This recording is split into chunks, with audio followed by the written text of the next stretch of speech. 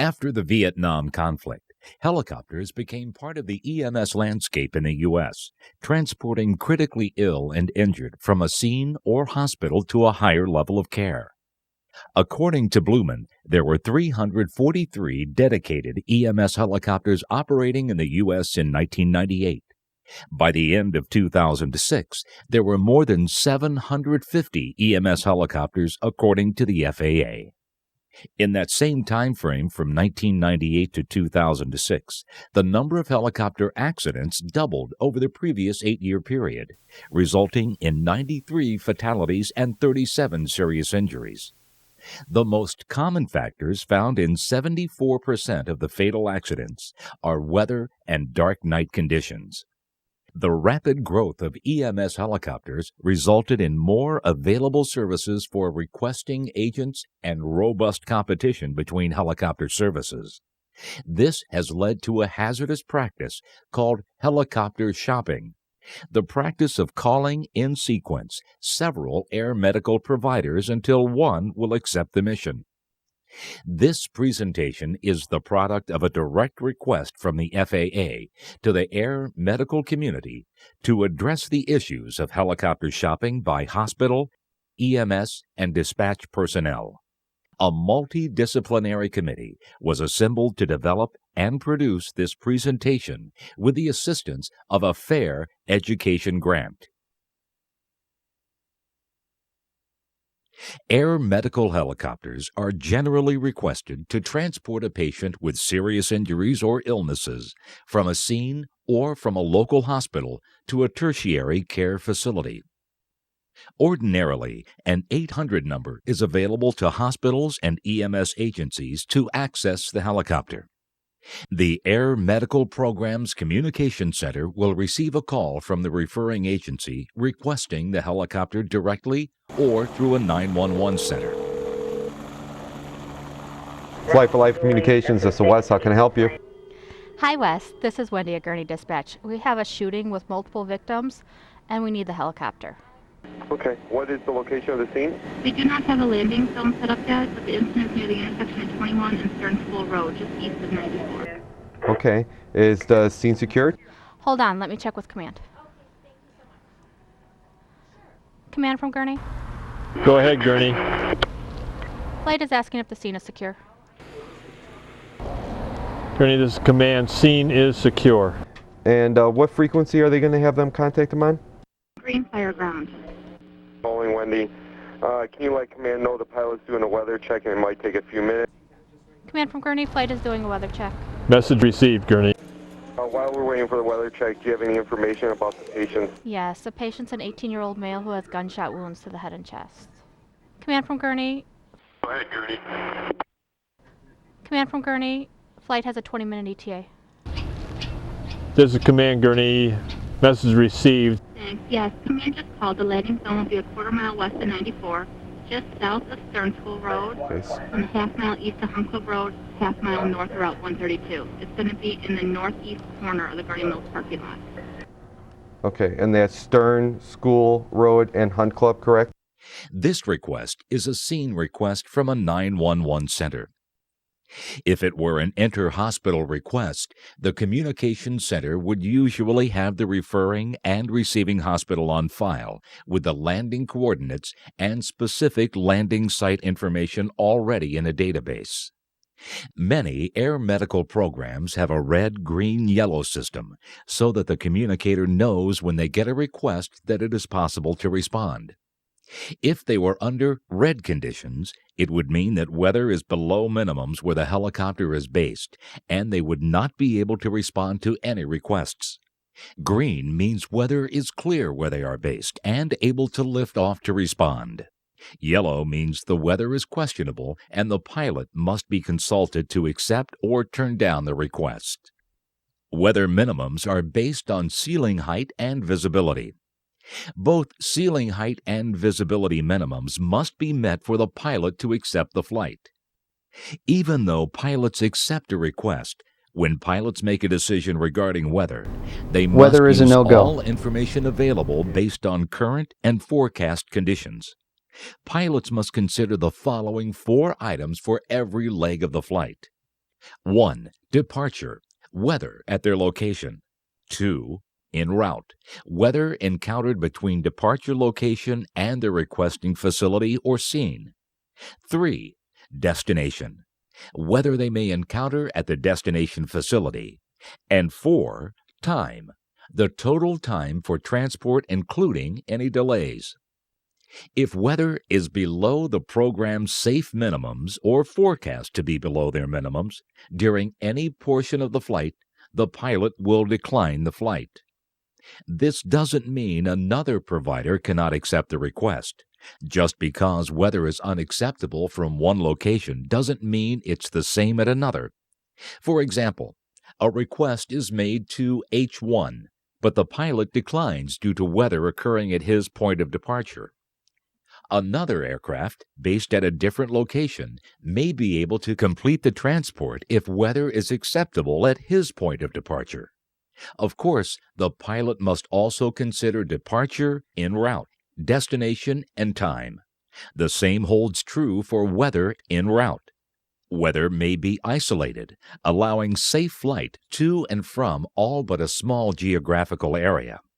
Each program in a region may also have different weather minimums depending on FAA approval, topography, and aircraft capabilities. As defined in the introduction, helicopter shopping is the practice of calling in sequence several air medical providers until one will accept the mission. The following is an example of helicopter shopping that resulted in a fatal accident. All information from this accident is taken directly from the NTSB Factual and Probable Cause Report, File CH-104, MA-182. On July 13, 2004, at 05:35 Eastern Daylight Time, a Bell 407 helicopter was on an EMS mission when it collided with trees shortly after takeoff from Interstate Highway I-26 near Newberry, South Carolina. The pilot, flight nurse, flight paramedic, and patient received fatal injuries, and the helicopter was destroyed by impact and post-crash fire. The EMS flight was en route to the medical center where it had departed at 05:02 Eastern Daylight Time. Night vision meteorological conditions with mist and fog prevailed in the area of the accident site.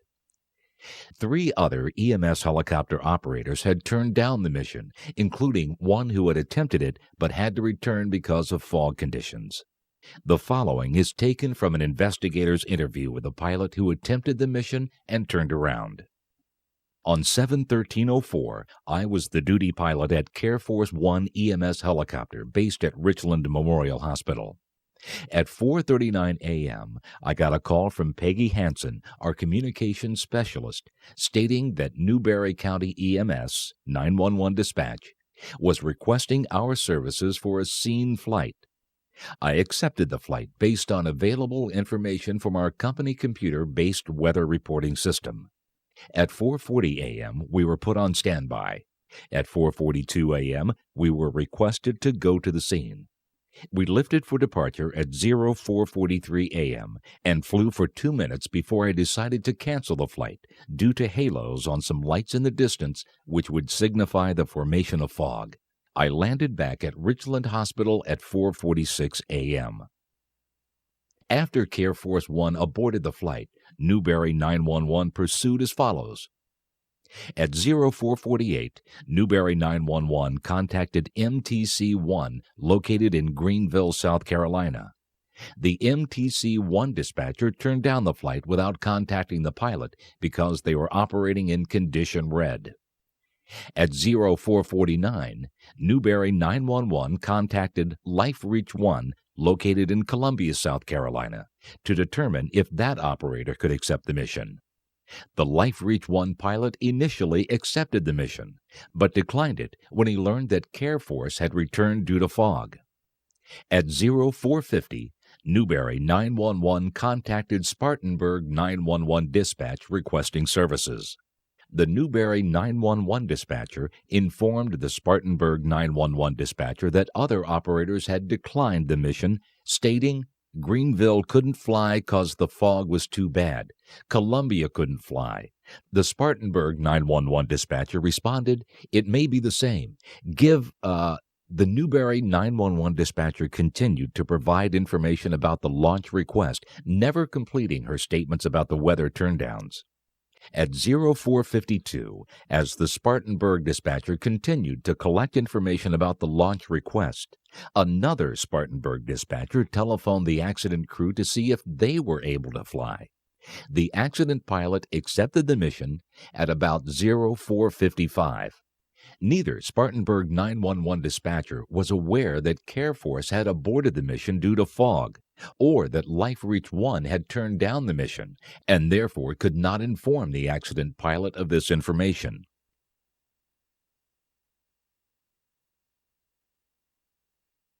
No one wants to lose peers and patients, nor does the air medical community want to see yet another headline like this one in the Indy Star newspaper on February 10, 2006. 2 copter firms turned down run. Despite the fog, a third company agreed to fly the patients to Indy last week and soon crashed. Over the past few years, competing air medical services all over the U.S. have worked together to address the issue of notifying pilots when a flight is turned down for weather in their region. The Air Medical Services in South Carolina developed a statewide notification system shortly after the accident we previously portrayed. There's also a free internet service sponsored by AirMed International, headquartered in Birmingham, Alabama. This website, Weather Turndown. But prevention starts with hospital and pre-hospital personnel who can help to minimize risk of an adverse event caused by helicopter shopping. Hospitals that request air medical transport for interfacility transfers play a key role and can contribute to the safety culture of the air medical industry in the following ways. First, ensure that the patient meets established and published criteria for air medical transport. Notify any subsequent air medical services contacted that you already called LifeFlight, for example, and they could not respond due to weather. Provide specific information, such as time that you called the other service. Have ground transport contingency plans in place so that there are no delays for the patient while trying to access alternative air transport. Weather is an ever-changing phenomenon, and weather reporting is not always accurate. That's why it is important for a pilot to be told that another pilot has declined to take this flight. Communicate each time you call another service of a previous turndown. Educate personnel what to do when a flight is turned down for weather. Simple reminders posted at strategic places in the emergency department or at the 911 center would be helpful. With the help of requesting agencies, the air medical community will be able to respond safely and meet the needs of patients more efficiently. The Commission on Accreditation of Medical Transport Systems, CAMTS, requires each accredited program to develop a policy to discourage helicopter shopping and specifically address how the program interfaces with other air medical programs in the same coverage area to alert them of a weather turndown. 7th edition accreditation standards. The FAA, other national organizations, and state EMS agencies have addressed this issue by creating guidelines and procedures. Competing programs have also collaborated to develop policies to discourage helicopter shopping. The following list represents some of the published guidelines and procedures.